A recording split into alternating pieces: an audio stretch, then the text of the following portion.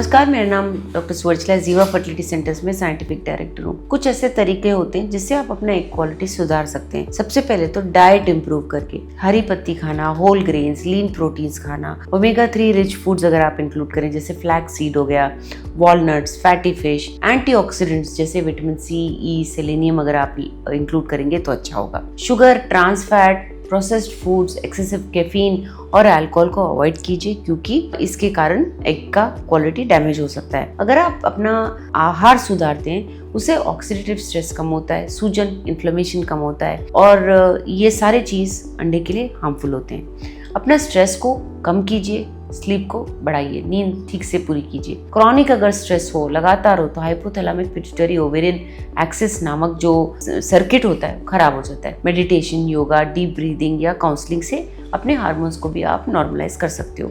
7 से 9 घंटे की क्वालिटी स्लीप आपको जरूरी होता है मेलेटोनिन और हार्मोनल बैलेंस के लिए। फर्टिलिटी बूस्टिंग सप्लीमेंट्स भी आप ले सकते हैं, दवाइयाँ जैसे कि कोएंजाइम Q10 को Q10 कहते हैं, जो माइटोकॉन्ड्रिया के फंक्शन को बेहतर करता है जो अंडे में होते हैं। DHEA डाइहाइड्रो एपीएंड्रोस्टेरोन, इससे ओवेरियन रिजर्व सुधर सकता है लो रेस्पॉन्डर्स में। मायोआइनोसिटोल में इंसुलिन सेंसिटिविटी बेहतर होता है और oocytes का मैच्योरेशन, अंडों का मैच्योरेशन ठीक होता है। मेलेटोनिन एक एंटीऑक्सीडेंट की तरह आप ले सकते हो जो अंडों को ऑक्सीडेटिव डैमेज से बचा सकते हैं। फोलिक एसिड भी आप इंक्लूड कर सकते हो क्योंकि इससे DNA सिंथेसिस बेहतर होता है अंडों में। विटामिन डी की वजह से AMH रेगुलेट हो सकता है और ओवेरियन फंक्शन बेहतर हो सकता है। ओमेगा 3 फैटी एसिड्स बहुत अच्छे होते हैं क्योंकि उनमें एंटी इन्फ्लेमेटरी प्रॉपर्टीज होते हैं जिससे फॉलिकल डेवलपमेंट अच्छा होता है। लेकिन ये सारे लेने के पहले, स्पेशली DHEA लेने के पहले आपके फर्टिलिटी स्पेशलिस्ट से जरूर संपर्क करें। एक हेल्दी बॉडी वेट मेंटेन कीजिए। BMI अगर 18.5 to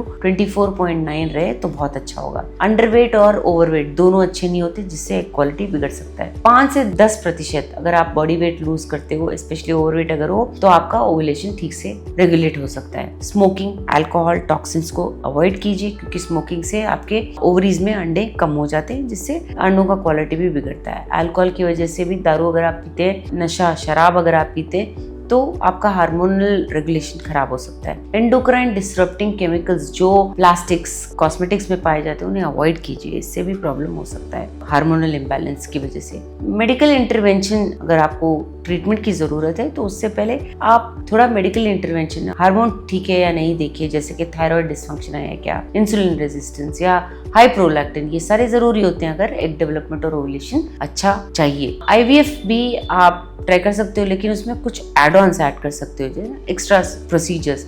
स्टिमुलेशन प्रोटोकॉल माइल्ड रखिए, कम डोसेज वाला। एंड्रोजेंस इंक्लूड कीजिए, DHEA, टेस्टोस्टेरोन पैचेस स्टिमुलेशन के पहले।